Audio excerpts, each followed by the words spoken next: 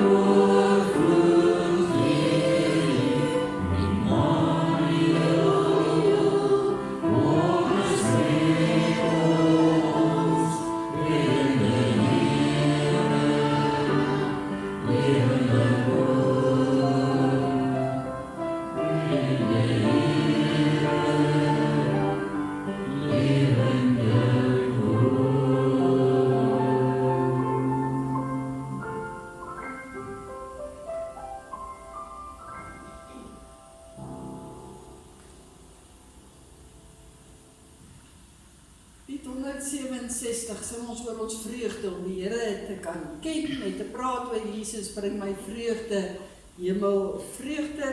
Ons sing daarvan ook 3 verse saam.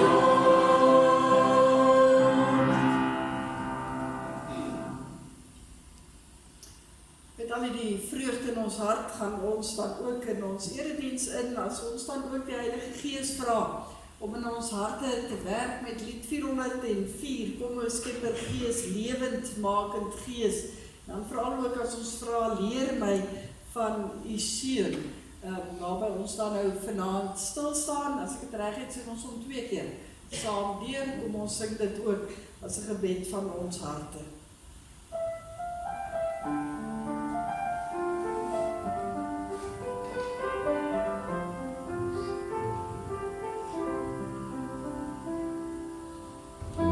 Sleep with me.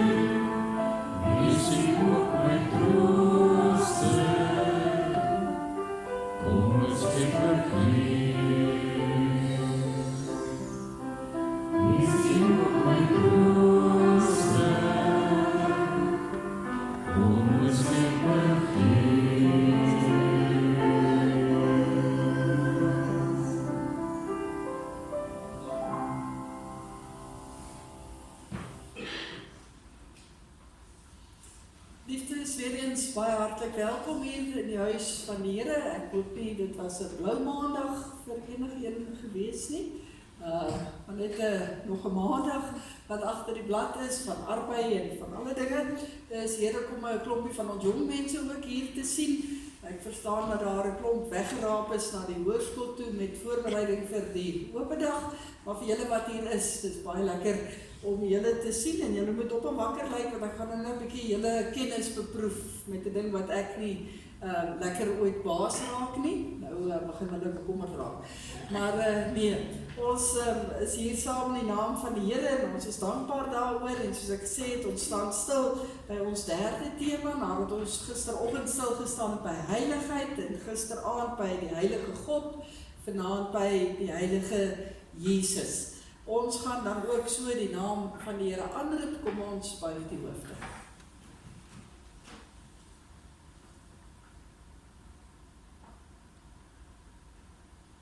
Here, U is die eerste en die laaste, die lewende, wat leef tot in alle ewigheid. Amen. Geliefdes, genade en vrede vir julle van Hom wat is, wat was en wat weer kom.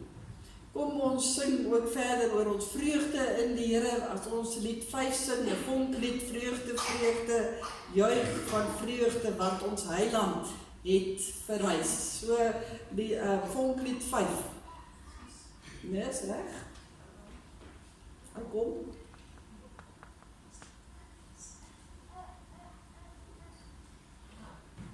Daar's hy. Kom ons sing dit staande saam.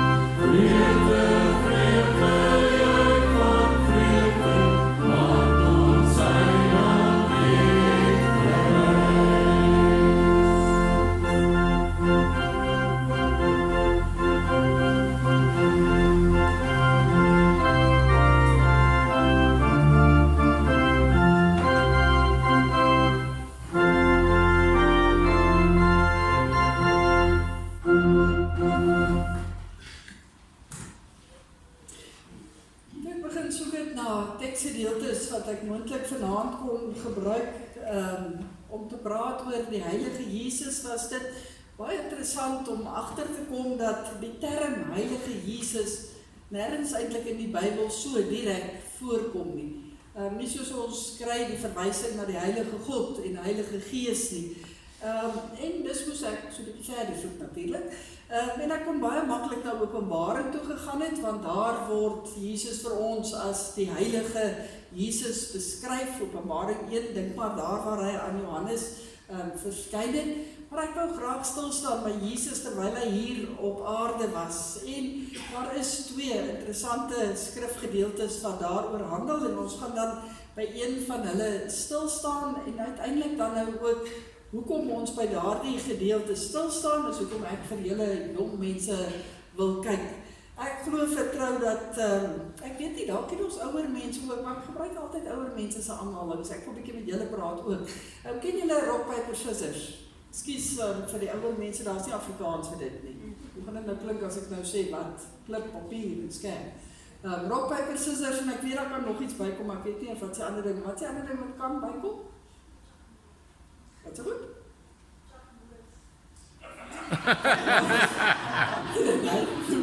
Jy Chuck Norris nie by. Okay, goed. Maar rock, paper, scissors, rock is so, né? Paper is so, scissors is so. Goed? Rock kan die skerp stukkend maak, maar die papier kan om die rots vat. Goed, die skerp kan die papier sny, en die papier, gaan oor die ding. So dan maak jy nou so, en dan jy of 'n klip, of jy 'n skerp, of jy 'n papier. En dan watter ene jy ook al is, as ek nou, kom speel gou saam met my, dat ek kyk verkeerde kan wen, kom, mekker wat ek sien. Ja, okay, rock, paper, scissors. Wat het jy? Jy wen. Okay, goed. Ja, maar dit is interessant sommer net 'n speletjie wat ek aan gedink het, wat 'n mens kan speel, en dit sê eintlik vir my dat die sterkste nie noodwendig altyd wen nie. Mense sou nou dink met rock, paper, scissors, die rock sal ons nou altyd wen, want dit lyk net vir ons na die sterkste, maar die sterkste een wen nie altyd noodwendig nie. En uit vanaand se skrifgedeelte gaan dit daaroor dat Jesus as die heilige Jesus die sterkste is, maar nie op die manier wat ons altyd dink nie. Dat God nie sy krag en sy mag gebruik soos wat ons dalk in die wêreld sal dink dat hy dit sou gebruik nie, maar dat hy dit juis op 'n heel ander manier gebruik en dat dit hom heilig maak. Omdat hy anders optree, nie in mag nie, en nie in die krag wat ons aan dink op 'n wêreldse manier, nie, maar op 'n heeltemal ander manier. En daarom gaan ons saam lees vanaand uit Markus hoofstuk 1. Markus hoofstuk 1 kan jy oopmaak, mens kry dieselfde gedeelte ook in Lukas 4. Markus 1 gaan ons lees van vers 21 af. Onder die opskrif hier, die besetene van Kapernaum. So die plek het so, in die woord van die Here is 'n baie gepaste lied om ook te sing voordat ons dit saam lees, dat daar waar ons partykeer voel of die Here ver is, dat ons juis moet weet dat Jesus by ons is, en dat ons dit moet glo, en dat ons dit elke oomblik kan ervaar. So kom ons sing biddende saam, ook lied 518 as ons gebed. Glory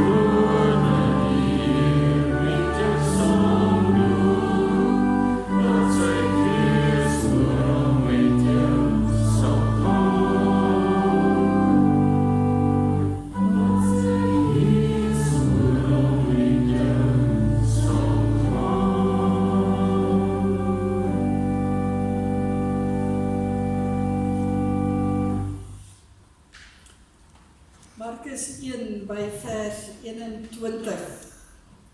Dit is nou Jesus en sy disippels het in Kapernaum aangekom.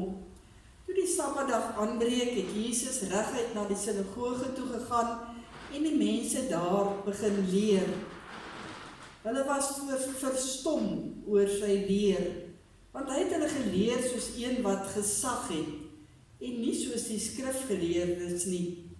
Op daardie oomblik was daar in hulle sinagoge 'n man wat van 'n bose gees besete was.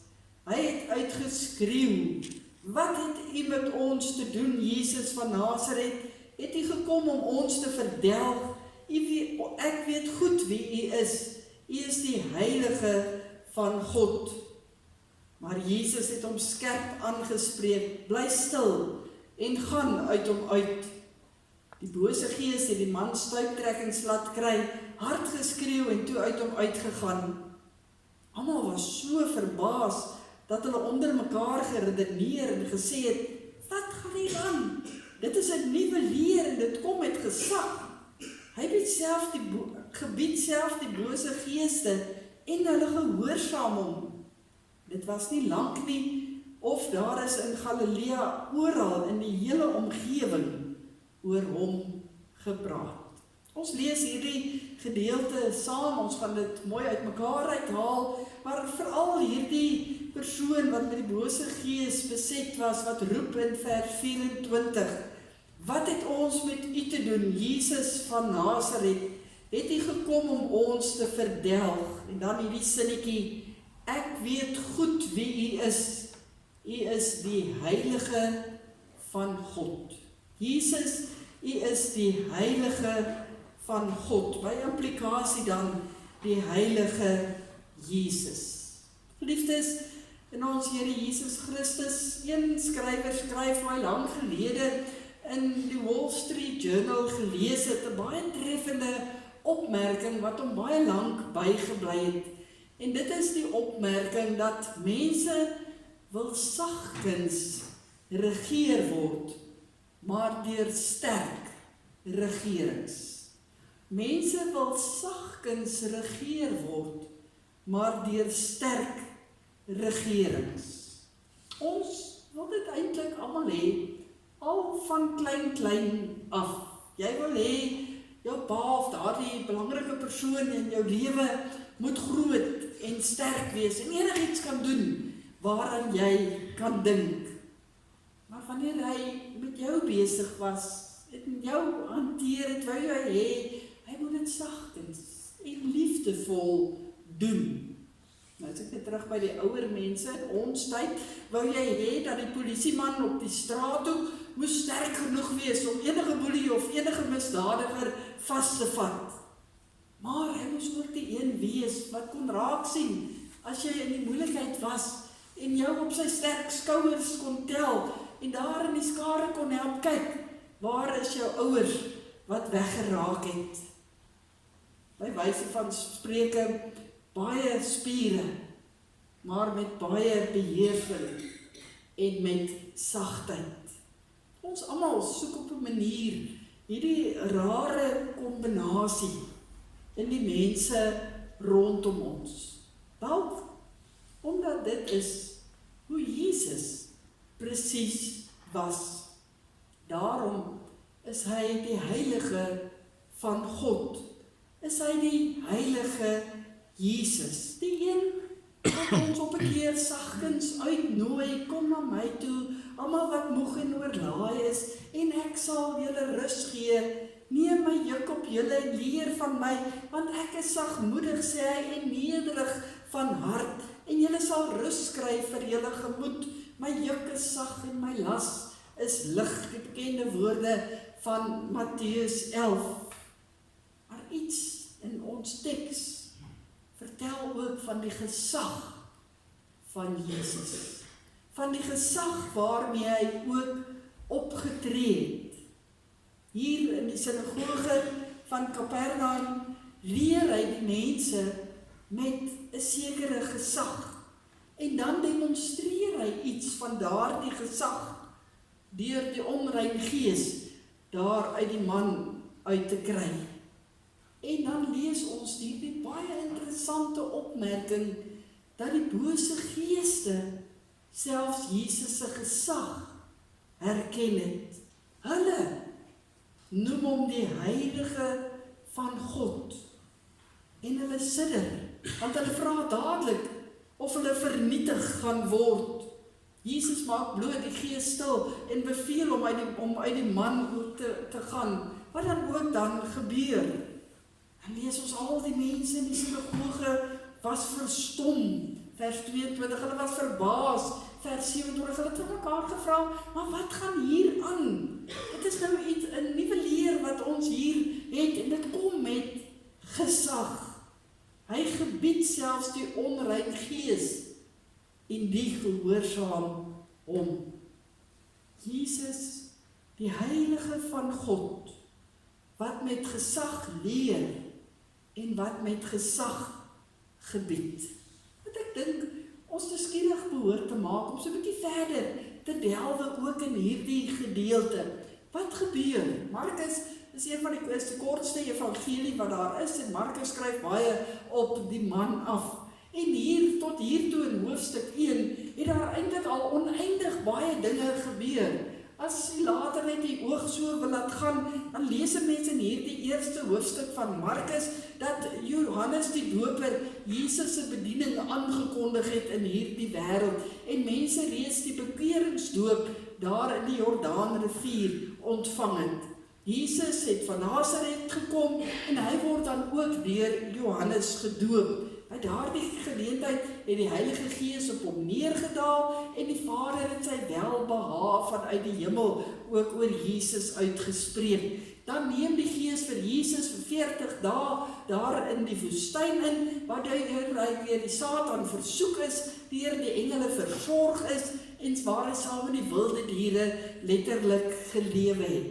Ons lees in hierdie selfde hoofstuk hoe Johannes dan intussen ook gevangen geneem word. En dan lees ons dat Jesus, as hy in die woestyn uit terugkom, Galilea toe gaan en die evangelie begin verkondig, met die baie belangrike woorde, die tyd het aangebreek, en die koninkryk van God het naby gekom, bekeer julle en glo in die evangelie. Die opsomming van dit wat Jesus verkondig het, die tyd het aangebreek, die koninkryk van God het naby gekom, bekeer julle en glo in die evangelie. En dan lees ons nog dat Jesus van sy eerste disippels roep. Inderdaad, 'n mondvol in die eerste 20 verse van Markus. Ons teks vertel vir ons van die eerste episode van Jesus se fisiese bediening dan hier op aarde. Dit speel af in die kern van waar Jesus sy bediening in Galilea beoefen het, naamlik in die dorp Kapernaum. Dit is 'n dorp wat destyds hulle so 1500 inwoners gehad het. En dit lê teen die binnelandse varswatermeer, waarvan ons altyd lees as die see van Galilea. Dit was 'n ryk en 'n welvarende dorp gewees, maar ongelukkig ook 'n dorp wat bekend was vir sy gebrekkige of geen waardestelsel. Die toneel waarmee ons begroet word, waar Jesus hier in Kapernaum was dat hy daar in die sinagoge is. Die sinagoge dateer uit die tyd van na die ballingskap, toe Jerusalem en die tempel toe maar platgevee was. Toe is daar sinagoges opgerig, waar die Ou Testamentiese gelowiges bymekaar gekom het en rondom die heilige skrifte saamgesels het, dit gelees het en dit oordink het. En dit het vinnig na al die ander Joodse gemeenskappe toe ook versprei. En dit het 'n baie belangrike rol gespeel in die Joodse godsdiens en in hulle geloofslewe. Joodse seuns is daar onderrig en hulle die wet ontvang, die Torah, en hulle moes die godsdienstige gebruike van die Joodse geloof moes hulle ook daar leer. Nie al die dorpies daar in Jesus se tyd toe nou het rabbies gehad nie. En daarom was besoekende rabbies, 'n rabbi was nou 'n leermeester, iemand wat die skrifte kon lees en dit ook kon uitlê. En daarom is besoekende rabbies eintlik met ope arms verwelkom in enige sinagoge, want hulle sou dalk iets nuuts uit die skrifte kon leer. En daar's graag ook na hulle geluister. En dis hoe Jesus dan nou in Kapernaum in 'n sinagoge beland op hierdie spesifieke Sabbat. Ons lees later in die ander evangelies dat Jesus uiteindelik in baie van die sinagoges opgetree het. Die sinagoges was ongelukkig later ook die ruimte van konflik tussen die evangelie wat Jesus verkondig het en die Joodse leiers en dit waarin hulle vasgehou het. In die 4 evangelies lees ons hoe die spanning letterlik opbou. Elke keer as Jesus in 'n sinagoge gekom het, tussen Jesus en die Joodse godsdienstige leier.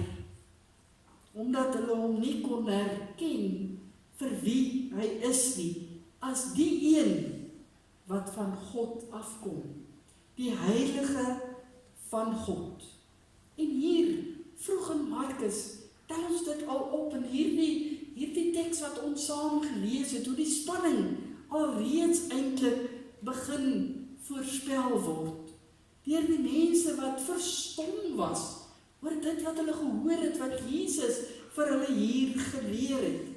Hoekom? Vers 22, omdat dit met gesag was. Dit was anders as die skrifgeleerdes sin. Jesus was anders as die ander skrifgeleerdes. En dis nie maar toevallig of per ongeluk dat Markus dit vir ons vertel nie. Hierdie sinnetjie word baie doelbewus vir ons hier ingesit. Markus gebruik dit om Jesus eintlik so aan ons bekend te stel as die heilige van God wat met gesag optree. Jesus se gesag word eintlik in al die evangelies, as mense dit nou as 'n tema gaan ondersoek, baie sterk beklemtoon. En net hier in hoofstuk 1 al van Markus kom ons dit dan teë. Ook net die gedeelte voor, wanneer hy sy eerste disippels roep, dan roep hy hulle met gesag. Soveel so dat hulle alles los en hom dadelik volg. En Jesus het eintlik self die rede gegee van hoekom hy met hierdie gesag kan optree. Naamlik omdat die koninkryk van God naby gekom het. Die koninkryk van God het naby gekom in homself. En daarom het hy die gesag om ook namens die koninkryk van God ook op te tree. Om as die heilige van God op te tree, as die verteenwoordiger op daardie stadium op te tree. So word die koninkryk van God 'n werklikheid tussen mense. Jesus se bediening is die manier wat God gekies het om sy koninkryk hier op aarde te vestig. En hierdie goeie nuus, die evangelie soos ons dit noem, is juis dat God deur Jesus Christus sy regering hier op aarde dan nou uitoefen. En so op die ou end ook herstel bring vir die mens. Dan kry ons hierdie gedeelte van die uitdrywing van die onrein gees, die arme man daar in die sinagoge. En Jesus doen dit juis om sy gesag te bevestig. Dit is asof die onrein gees nie Jesus se teenwoordigheid kon verduur nie. En daarom roep hy dit uit ten aanhoor van almal eintlik daaruit. Wat het hy met ons te doen? Jesus van Nasaret, het hy gekom om ons te verdelg, wat beteken om ons te vernietig? Ek weet goed wie u is. U is die heilige van God en let daarop dat hy hier in die meervoud praat. Het hy gekom om ons te verdelg of te vernietig? Wat hier op die spel is nie net hierdie een spesifieke onrein gees in hierdie man nie. Dit gaan oor Jesus, oor die vraag oor Jesus se gesag, oor die bose as 'n geheel. opvallend ook dat hierdie omreiking Gees dadelik weet wie die Here is. En hy hom die Heilige van God noem, omdat hy weet, daar is 'n besonderse band tussen Jesus en die Heilige God, sy Vader. Ons weet dit nou al op hierdie stadium, want Markus het ons reeds ingelig dat Jesus die Seun van God is in verse 1 en verse 11. En die mense wat daar is, het nog niks van dit geweet nie. En daarom vra hulle vir mekaar, maar wat gaan hier aan? Ons verstaan nie so lekker wat hier gebeur nie. Maar wanneer Jesus daar die bose gees uitdryf, is dit juis om sy gesag te wys, ook oor die bose. En dit waarvoor dit staan. Hy behaal eintlik 'n klinkende oorwinning oor die bose. Dit word hier vir ons bevestig. Dit word eintlik vir ons gesê, wie luister na die heilige Jesus, luister na God self. Luister na die mees gesagvolle leermeester, wat daar ooit sou wees hier op aarde. Die mees betroubare. En dit lok reaksie by die mense uit. Dit lok reaksie soveel so, dat dit wat daar gebeur het, soos 'n veldbrand versprei, daar in Galilea in. Sodat mense kan hoor, maar hier is iemand, die Heilige van God, wat met gesag optree. Hulle gaan vertel dit, het ons in hierdie laaste verse gelees. Maar daar is 'n maar, dat ons daar tog vir mekaar moet sê vanaand. Ek praat nou baie oor Jesus se gesag.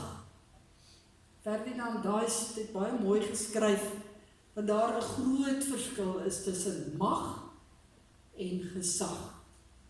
Nou wil ek eintlik so rukkie stil bly dat jy daaroor dink.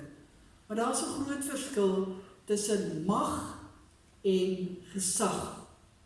Mag impliseer eintlik dwang aan die kant van die maghebber. En die ondergeskikte, die ene moet toegee, moet ingee. Gesag is nie iets soos mag, wat jy moet erken nie. Gesag is iets wat jy herken. Dit kom spontaan.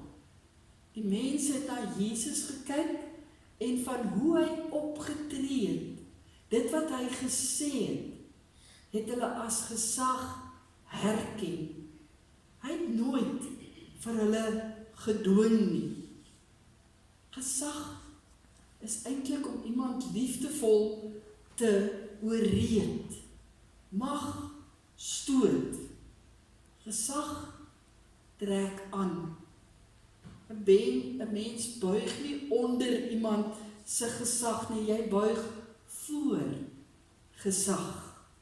Dis ook waarom ons voor die heilige God buig. Nie omdat hy 'n tiran is wat ons dwing om goed te moet doen nie, maar juis omdat hy ons trek. Dit is juis die verbuisterende eintlik van God. En dit wat Jesus hier beleef het op aarde, alhoewel hy die heilige God is, die heilige Jesus, tree hy op met gesag. Ja, hy het al die mag van die hemel en die aarde natuurlik gehad, maar hy gebruik dit nie. Hy tree net met gesag op. Elke keer wanneer hy met mense te doen het. Hy dwing nie, hy forceer nie, hy dreig nie. Hy tree liefdevol op, want dis wie die heilige Jesus is. Hy oorrompel hulle eintlik met wie hy is, dat hulle nie anders kan as om hom te sien as 'n gesagsfiguur nie, vir wie hulle graag wil volg nie. Daar is talle voorbeelde van dit in die woord van die Here. Ons kan maar dink aan al die konfrontasies wat Jesus gehad het met die skrifgeleerdes en met die fariseërs. Hulle baklei, wil ek amper sê, kaalvuis. Jesus staan net vas by dit wat hy van getuig, met gesag, nie met mag nie. Dink aan sy optrede daar by die put met die Samaritaanse vrou. Hy het die volste reg gehad om haar te veroordeel en met mag te sê, sy is verloor, daar's nie hoop vir haar in haar sonde nie. Maar tog tree hy op met gesag, deur net vir haar te sê, maar dit wat jy doen, is nie reg nie. Gaan maak reg. En dit verander haar hele lewe. Die voetewassing van die disippels se voete. Hy kon baie goed op grond van sy status as hulle leermeester aangedring het dat hulle sy voete was. Maar met gesag tree hy op as 'n dienaar, as 'n diensknegt en buig hy later toe dat hy hulle voete ook was. En uiteindelik, deur sy gevangeneming, deur sy kruisiging, hy onderwerp hom in gehoorsaamheid aan die gesag van sy Vader. Hy kon maklik sy mag gebruik het om die kruisdood te sy stap. Maar Jesus, juis in Jesus se kruisiging, herken ons iets van sy gesag en ons buig voor hom en ons aanbid hom as die Here van ons lewens. Ons is die volgelinge van Jesus, nie omdat ons daarin gedwing is nie, maar omdat ons gedring word deur sy liefde. Dit is wat maak dat ons hom ken en herken as die gesagvolle een in ons lewens, as die heilige een. Hy is die een wat ons nader trek deur sy liefde, nie vir ons stoot en vir ons in 'n rigting dwing wat ons nie wil wees nie. Nee, ons herken sy gesag, ons sien dit raak, daarom wil ons graag in sy voetspore volg. Mense wat volgelinge van Jesus is, van Christus is, hoort eintlik absoluut gesaghebbendes te wees op die gebied van die liefde. Want dis wat hy uitgeleef het. Nie op die gebied van mag nie, van in beheer wees nie. En daarom kan ons met vrymoedigheid bely, elke knie sal buig, Jesus is die Heer. Elke tong sal bely, Jesus is die Heer. Want hy het met sy liefdevolle gesag my hart omgekeer, sodat ek graag vir hom wil dien. Amen.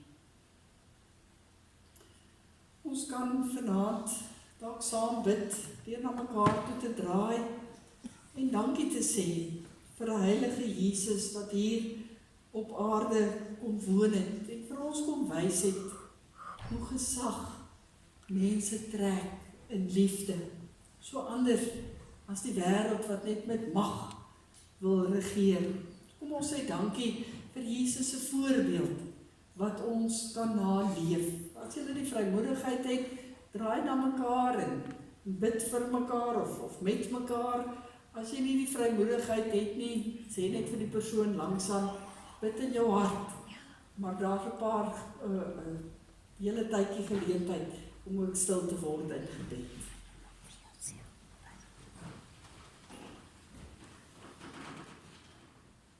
Ons Hemelse Vader, baie dankie dat ons so saam ook kan bid. Dat ons kan dankie sê vir u seun, ons heilige Jesus, wat u uit die wêreld gestuur het. Ja, om as mens tussen ons te kom leef, maar ook, Here, as mens wat die heilige van God is, ons heilige Jesus.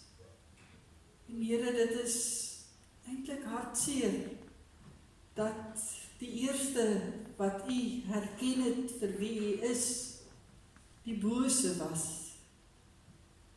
Maar tog, laat dit ons ook nadink.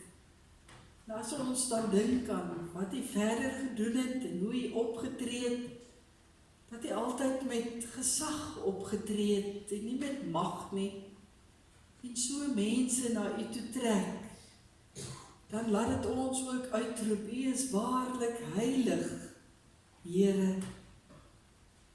Want dit is wat maak dat ons u aanbid, dat u die heilige is wat in liefde met mense omgaan en in daardie liefde nog steeds bly by dit wat reg is en dit wat die Vader ook vir ons beveel om te doen. En dit gee dat ons in aanbidding voor u buig. Dankie daarvoor, Here, en dankie dat ons dan u voorbeeld kan volg en in u voetstappe kan stap. En dat ons in hierdie wêreld kan leef as u kinders, nie oorgelewer in hierdie wêreld nie, nie magteloos en maar net pionne wat rondgeskuif word nie, maar dat ons ook met die gesag van u kan optree, ook kan staan vir dit wat ons glo is reg, soos u dit gedoen het. Dat dit ook, Here, mense na u toe sal aantrek. Mense ook sal het vra, maar wat is hier wat so anders is?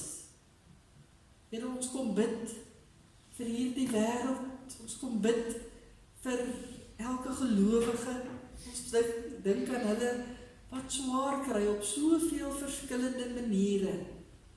Ons dink aan ons jong mense, waar 'n belydenisgroep vanaand hier by mekaar is, en hulle wat verhinder is om hier te wees, dra ons aan hulle op, as hulle ook in 'n jaar is, dat hulle ook u gesag moet herken, en u liefde moet raak sien, dit ook vir hulle moet nader trek aan u, sodat hulle met 'n goeie hart aan die einde van die jaar ook kan sê, maar ek glo met my hele hart in hierdie heilige Jesus. Dankie dat ons weet dat u ons gebede gebruik, en dat u in hulle harte werk op wonderlike maniere. Ons bid, Here, vir almal wat stikkend en wat seer het. Nie so seer net fisies nie, maar ook emosioneel en geestelik. Ag Here, gee asseblief vir mense moed. Maak iets van u self van hulle sigbaar, dat hulle ook weer vorentoe kan kyk en verder u voorbeeld kan volg. Seën vir ons as ons uitmekaar gaan. Lei ons deur die dag van môre en bring ons môre aand weer hier, ook by mekaar, as ons verder ook gaan dink oor die Heilige Gees. In Jesus naam, die Heilige Jesus. Amen. Ek herinner vriendelik weer aan die sop en broodjies hier oorkant by die kerksaal wat reggemaak is. Gaan geniet asseblief weer daarvan, en dan gaan ons sluit deur saam te sing uit lied 58, die teksgedeelte wat ek ook aangehaal het. U is Heer, U is Heer, U het opgestaan uit die dood, en U is Heer. Elke knie sal buig, elke tong bely dat U die Here is. Ons sing die eerste, die derde en die vierde vers, waarna U die seën van die Here ontvang en antwoord met die lied oor heiligheid.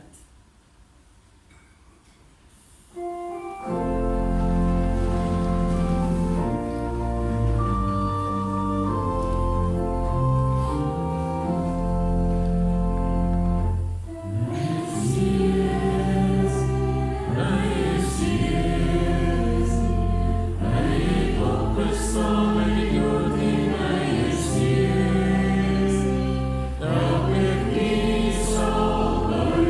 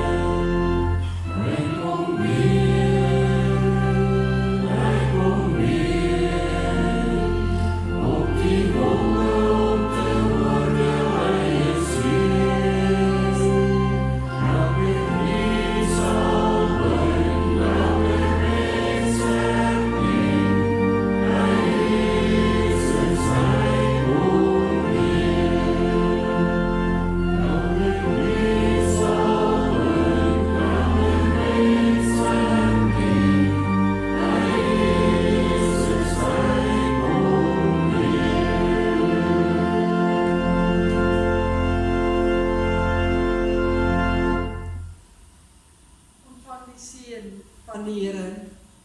Mag die Here Jesus Christus by jou wees om jou te beskerm, binne in jou wees om jou te verfris, rondom jou wees om jou te bewaar, voor jou wees om jou te lei, agter jou wees om jou te regverdig, bo jou wees om jou te seën, nou en vir altyd.